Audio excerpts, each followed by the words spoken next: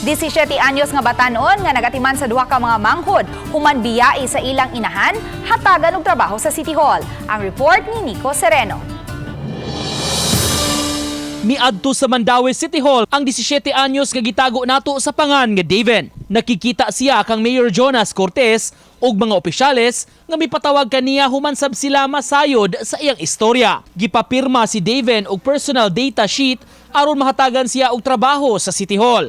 Aduna nay pagtugot sa Department of Labor and Employment ang pagpatrabaho kaniya. Namo tong isubmit sa HR kay naamang going reach out po taga dole na pwede ra gid siya maka-work sa ato ang office basta dili lang hazardous. Plano na mo i-assign na mo siya sa Youth Development Office. Nga matabangan siya nga na siya at least nanginabuhi iyang igsoon atong gikuan sa home, no.